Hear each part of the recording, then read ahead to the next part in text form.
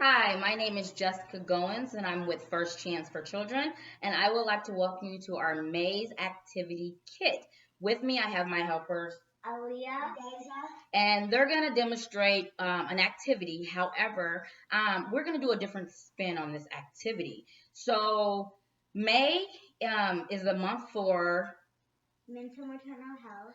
And I'm going to share a story with you about an experience that I had with my daughter, Aaliyah. So you might see her picture here. So this is her baby picture, and this is her school picture of this year, and then, of course, her in the flesh right there. And so this month kit is actually called Hello World.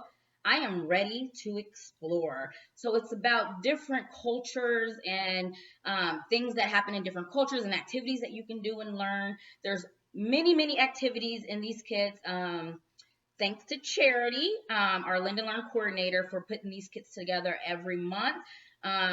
So when you see her, tell her thank you because they are amazing. So as I said, there's a lot of activities in here. I'm going to go ahead and let the girls get started.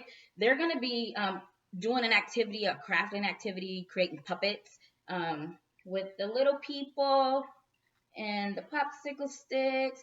And it's just talking about family. You have all different colors. And so it helps you learn about the different colors of different race and ethnicity and diversity that are among all different families around the world. So, girls, you can go ahead and get started on your puppet. And I'm going to shift gears. Okay. In your kit also, you have a little kit for the moms.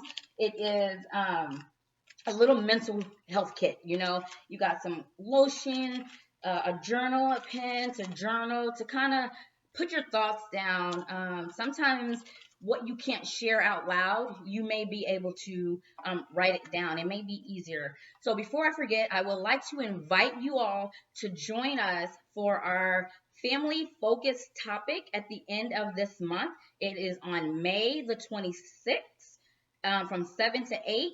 I will be there. Charity and our coworker Janice will be hosting this event online via Zoom, and it's about diversity and racism among mental maternal health.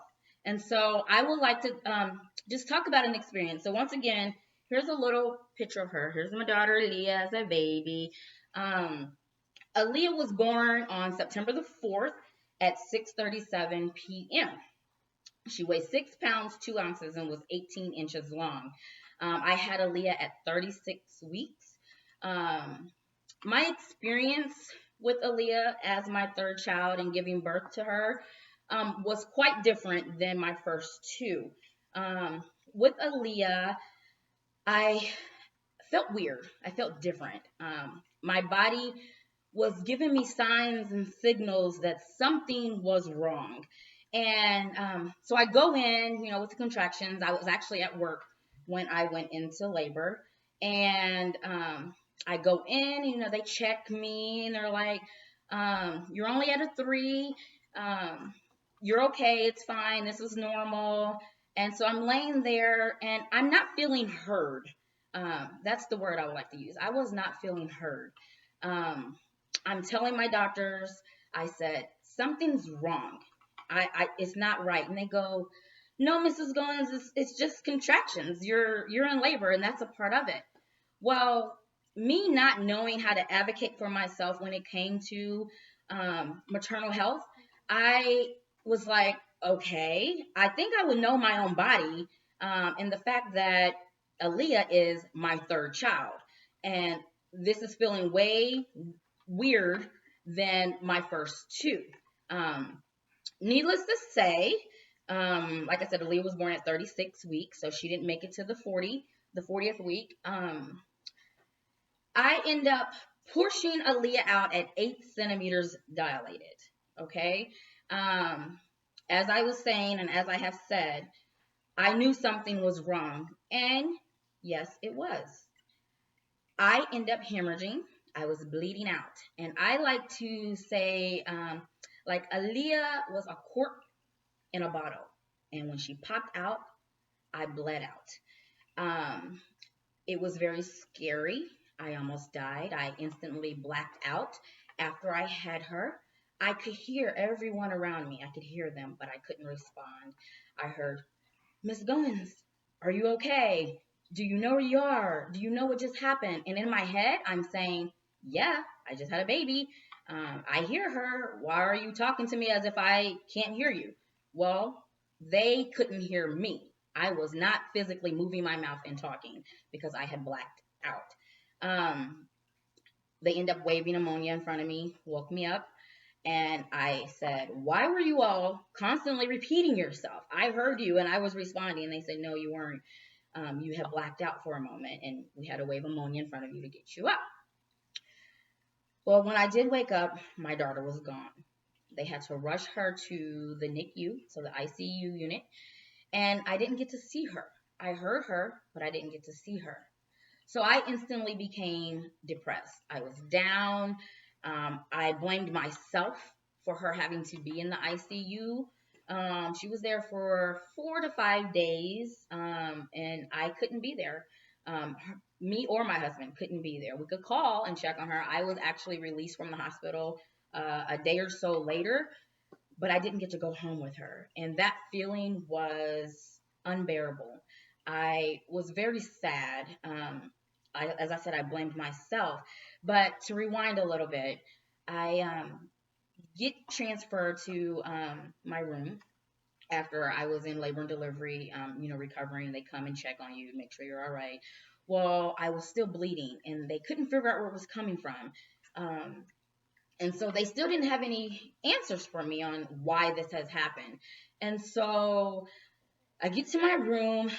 I was, like I said, down and out. I then had to use the restroom. So I go, my husband says, do you need me to help you? And I was like, no, I got it. I go in there. I'm thinking I'm using the restroom, and I hear him say, are you okay in there? And in my head, yet again, I'm responding, yes, but I had actually blacked out again, and I fell off the toilet. He came in there and saw me on the floor, pulled the little handle for the nurse to come and help because I had fallen. Then I was put on bed rest. So now I'm really down. I'm really depressed because what I'm feeling could have been all types of emotions on why this has happened. Why didn't the doctor listen to me? Why did they think that I didn't know what was going on with my body when this was my third child? And I feel like even if it was my first child, if I am advocating and speaking up for myself, telling you something is wrong, you need to listen to me. We always tell our families that you are your child's first and foremost best teacher that they will ever have.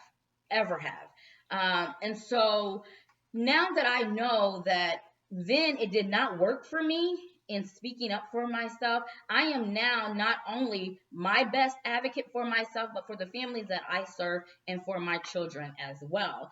Fast forward a little bit. So I was, like I said, down and out and depressed, and my daughter wasn't eating. Aaliyah was not eating in NICU.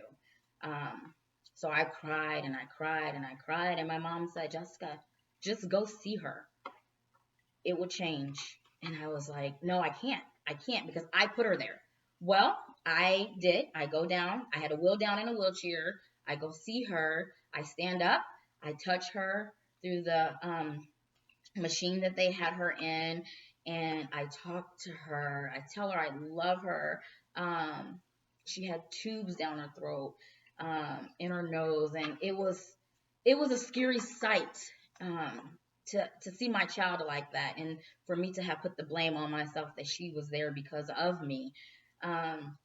Well, I then started bleeding out onto the ICU floor. They immediately told me I needed to go back to my room and stay on bed rest. So now I'm, once again in the pits of depression and why? Why me? What did I do to deserve this? So I go back up to my room, but then I get a phone call from the NICU saying, she's eating. Aaliyah's eating. And that was like a blessing to my ears. My daughter, who was born early, delivered at 8 centimeters, rushed off to the NICU because she was having trouble breathing on her own, was now feeding. A day later, she was able to come off of her feeding tube. She was sucking from a bottle, and then she got to go home the day after that. And we actually got to go and stay in like a little family room in the NICU, my husband and I, and she got to come in there with us. It was a day of glory. I magnified and I was rejoicing. I was ecstatic.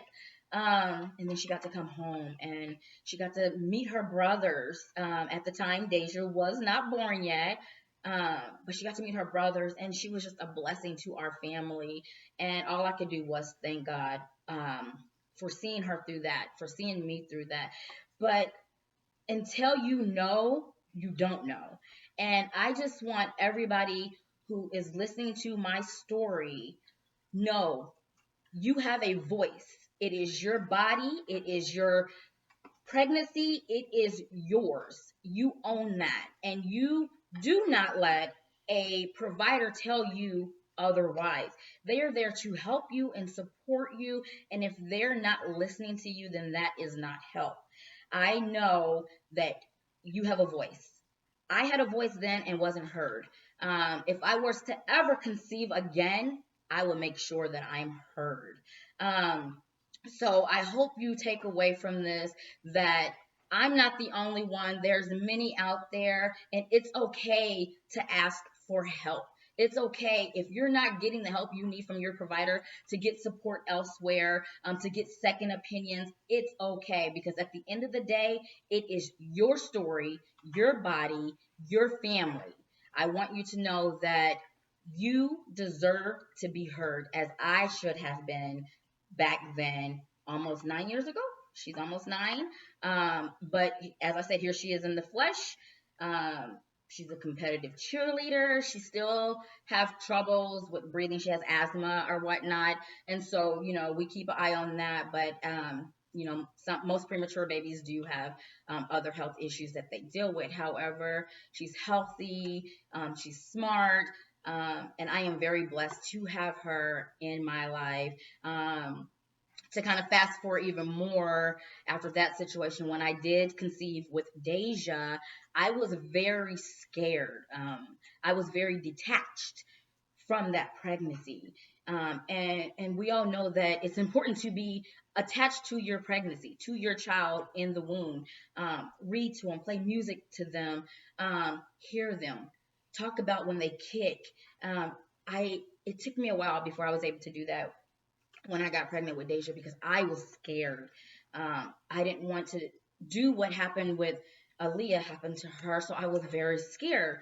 I found out in September that I was pregnant. I actually had her at 35 weeks, so I had her sooner than Aaliyah, and she was 5 pounds, 5 ounces, so even smaller. However, that pregnancy, that labor and delivery went off flawlessly.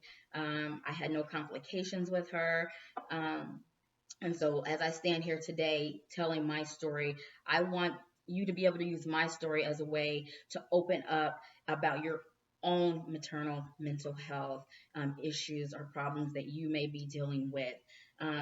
So as I say, stand up for yourself, advocate for yourself, and be heard. Make sure you are being heard. Thank you.